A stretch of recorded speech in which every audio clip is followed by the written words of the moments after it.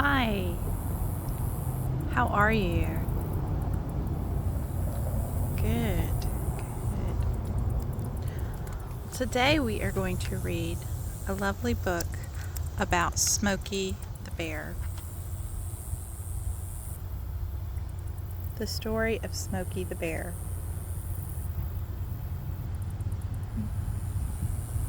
Have you heard of Smokey the Bear? It says that only you can prevent forest fires.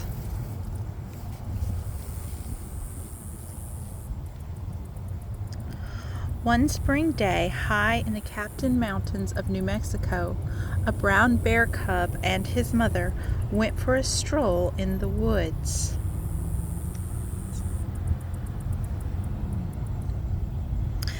The forest was warm and dry, but alive with the smells and sounds of the season. Blue jays and swallows sang high in the lush green trees. Rabbits and mice scampered through the flowery meadows. Squirrels and chipmunks scurried straight up the trunks of fragrant pines. The cub was just 3 months old and weighed only 4 pounds, but he was very clever. He had already learned where to find berries and honey to eat and fresh water to drink. He also knew what to do in case of danger. Climb a tree. And that is what saved his life.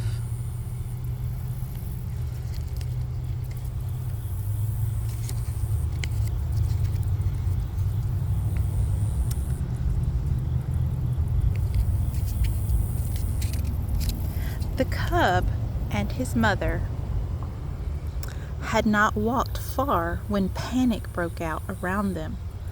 Birds began screeching and flying in all directions. Rabbits rushed out into the open. Deer leapt left and right around the trees. The forest had caught on fire.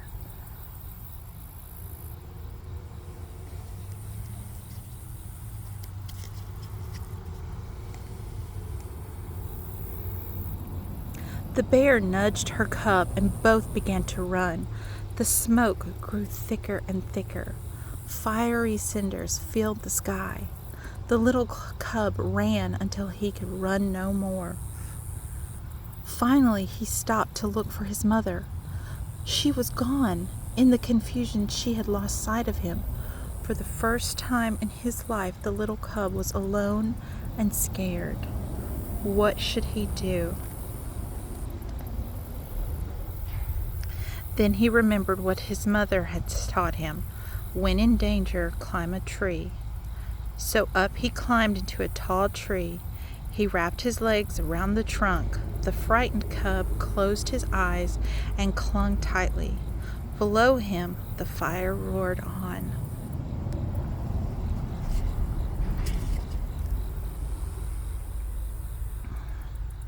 Meanwhile, forest rangers fought the dreadful flames. The fire was so big that foresters called in a special troop of firefighting soldiers to help them. One of the firefighters noticed a small bear cub in a tree. Before the firefighters could reach the cub, a blast of fire cut off their path. They hit the ground and covered their faces until the flames blew over.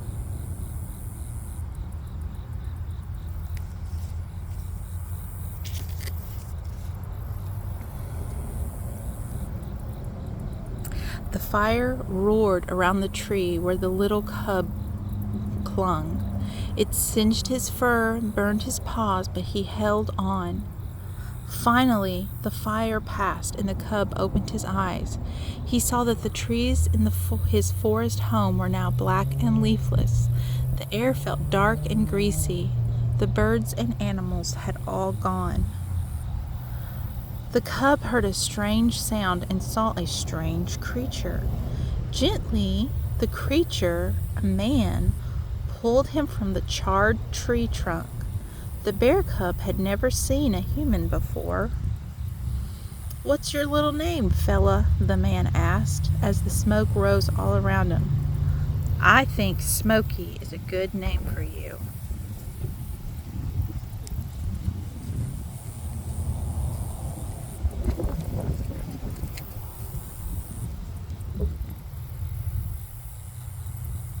The firefighter brought Smokey to a game warden named Ray Bell.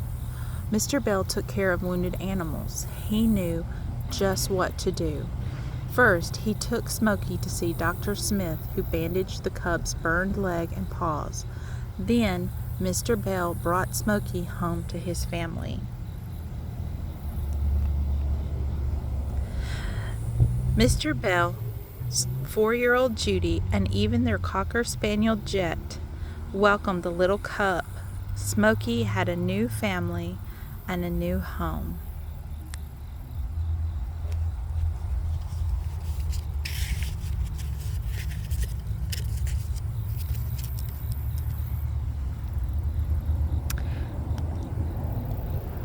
Everyone in the family helped Smokey recover. Mrs. Bell fed him oatmeal and honey and nursed him back to health. Judy cheered him up with games and cuddles. And Jet let Smokey curl up beside him and eat from his dish. In a few short weeks, Smokey was strong and healthy. The little bear who had lost his home and family was going to be all right.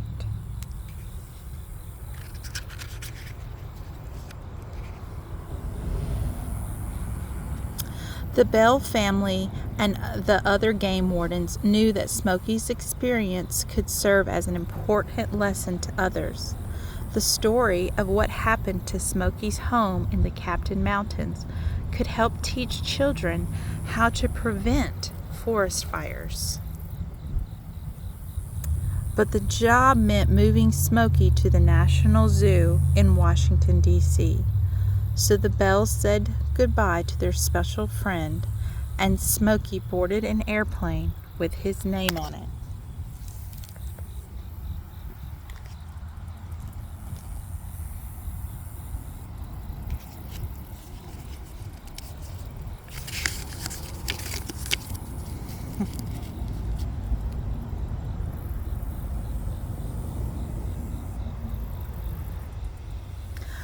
By the time Smokey got to Washington, people all over the country had heard the story of the forest fire and the rescue of the little bear. His picture appeared in newspapers nationwide. Smokey Bear was a national hero. He's so cute.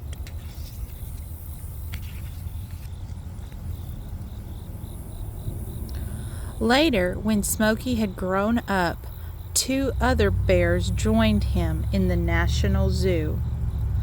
Goldie and Little Smokey had been orphaned by forest fires too.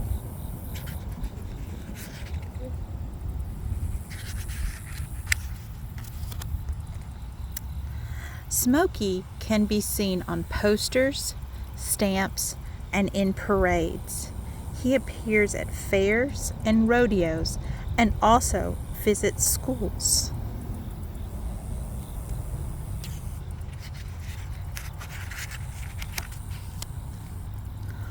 All over the country, children and their families have learned how to prevent forest fires and how to be friendly to wildlife. Smokey's message about preventing forest fires is as simple as ABC. Always hold matches until they are cold. Be sure to drown all fires and stir the ashes to make sure they are out. Crush out all cigarettes in ashtrays. Smokey says, remember, only you can prevent forest fires.